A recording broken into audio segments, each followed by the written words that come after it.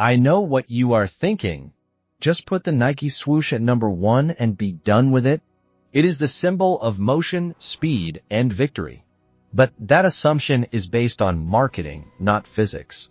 We are here to analyze these logos as functional high-capacity amusement park structures. And under that strict analysis, the Nike Swoosh, the king of corporate design, is an absolute catastrophe. The Swoosh starts promisingly. It offers a long, smooth entry with a decent initial decline, building immediate velocity. But the terminal point of the Swoosh is its fatal flaw. That final upward curve, designed to imply liftoff and ascent, creates a near-vertical lip in a slide context. Any rider hitting that apex at speed will experience an immediate, uncushioned reversal of momentum. You don't just stop safely, you get violently launched backward, directly into the path of the next rider. It is a perpetual motion machine of injury. It is a one-way trip to a very hard stop, repeatedly trapping riders in a cycle of painful backward trajectory. Just do it? More like just don't try it. The Nike Swoosh takes the bottom spot at number 10. Moving slightly up the list to number 9, we find the Amazon logo. Its iconic smile promises a satisfying journey from point A to point Z. However, when translated into a physical slide, that curve terminates abruptly and dangerously. If we map the orange line as the sliding surface, the structure is fundamentally flawed. The initial drop is gentle, almost boring, but the final sharp upward flick becomes a structural hazard, a sudden aggressive ramp that launches riders into the air. This rapid change in incline guarantees that you will be ejected from the structure, likely colliding with the overhead channel signage or the queue line. We will call this the last mile launchpad, a slide that actively attempts to return the package to the sender. It is short, structurally unsound, and highly dangerous. The danger shifts dramatically from physical injury to psychological entrapment with the TikTok logo, which lands at number 8. Its abstract, musical note-inspired form suggests a rapid, dizzying oscillation. But as a slide, it is functionally too short, too fast, and too cyclical. It is nothing more than a quick dip that provides a microdose of high-speed thrill before the rider is instantly back at the top platform, ready to queue again.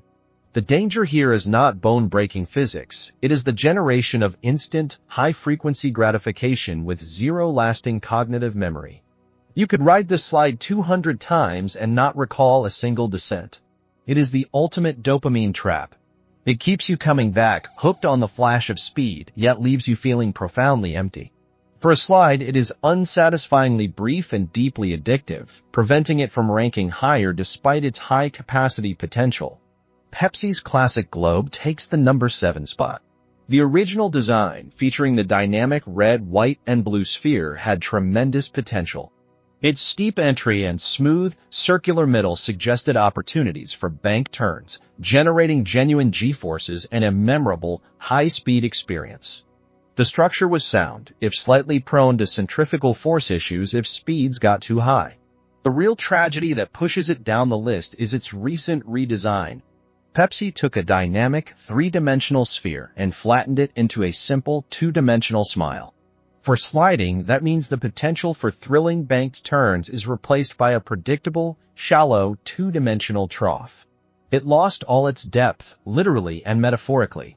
It is now a slide that feels like a Pepsi left open overnight, flat, lifeless, and disappointing. In 6th place, the Toblerone bar presents a unique structural challenge. The logo is literally named after a mountain, the Matterhorn, and its triangular jagged shape is perfect for a steep, fast slide. The problem is not the descent, it is the ascent. The climb to the top is brutal. The triangular ridges, representing the peaks of the mountain and the composition of the chocolate bar, translate into a jagged, arduous ladder structure. This requires immense physical effort and provides no smooth, easy access. The reward for this difficult, brutal climb is the descent itself, which is fast and steep. However, the surface is designed for Swiss precision, not pure adrenaline. The slide is too angular, guaranteeing riders will experience a sensation akin to being a solid, predictable block of cheese sliding down a grater. It is thrilling, but the climb is so punishing that it dramatically reduces the overall enjoyment and throughput capacity. The YouTube play button earns a respectable 5th place due to its simple, reliable geometry. The triangular button shape translates into a classic, solid, gentle entry curve that leads into a wide, accommodating basin. It is safe, predictable, and offers a smooth, reliable ride. The structure itself is sound, but its ranking is diminished by an entirely external editorial problem. Imagine reaching peak velocity, the wind rushing past your ears, only to have the entire slide structure freeze for 30 seconds. Your forward momentum is killed by a sudden, unskippable mid-ride commercial for something entirely unrelated. This narrative interruption is catastrophic for the slide experience. The flow is broken, the thrill is lost, and the rider is forced to wait in an awkward stationary position halfway down the chute. With the help of an ad blocker, however, it becomes a predictable and safe family attraction, a decent, if unremarkable, slide. Breaking into the top 4, we have the Adidas 3-stripe mark, which lands here due to its inherent modularity and high-capacity efficiency. The logo's design gives us 3 distinct parallel tracks running side by side. This solves the major problem of queue length immediately. The first stripe is a gentle, accommodating slope for beginners and younger riders. The second stripe is a standard moderate speed slide for average thrill seekers. But the third stripe is where the design truly shines. It is a near vertical drop that demands total commitment, offering a high-octane, high G-force experience. This simple graphic design provides choice, capacity, and high-energy variety in one simple functional structure. It is a masterpiece of efficiency, catering to all levels of adrenaline addiction, making it one of the most commercially viable designs on our list. Now we enter the realm of the truly great slide design, starting at number 3 with the McDonald's Golden Arches. The true potential of this logo is unlocked when it is rotated on its side. This simple maneuver transforms the logo into a pair of interlocking high-platform slides. The structure offers redundancy, excellent queue management, and world-class launch points. The drop angle from the top of the arches is perfect for initial acceleration, ensuring maximum speed generation almost instantly. The critical flaw, and the reason it fails to secure the gold, is the design of the basin. The space between the 2 arches where the 2 slides meet creates a valley so deep that the rider's lateral momentum is completely arrested. You achieve maximum, exhilarating speed on the descent, only to get trapped in the center valley. The curves are so steep that once you are at the bottom, there is no easy way out.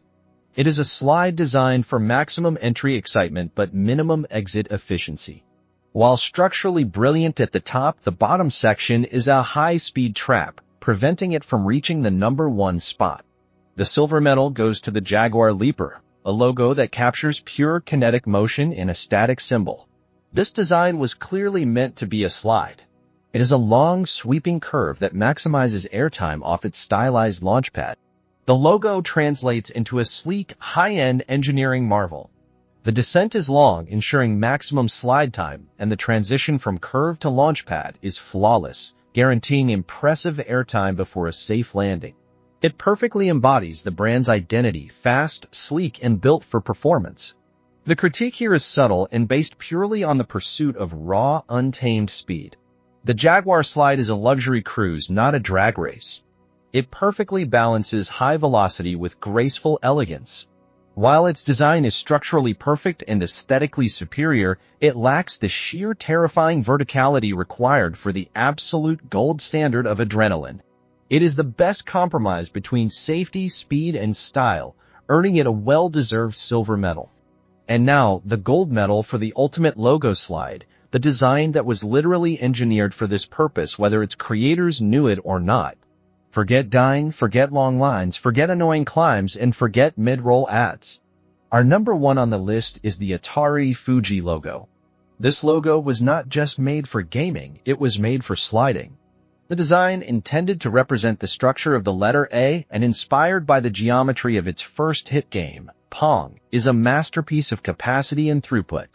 The central element, often ignored in design analysis, provides an integrated multi-story access ladder, eliminating the need for external slow queuing structures.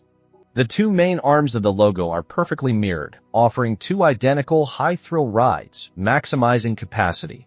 The ride itself is flawless.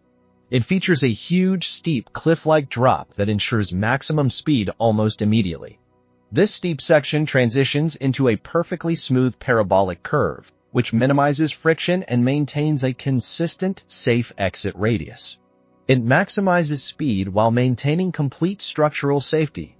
There are no sudden stops, no death spikes, and no backward launches. It is high-capacity, high-thrill, historically relevant, and structurally perfect. It is an easy gold medal for Atari, best sliding since 1976.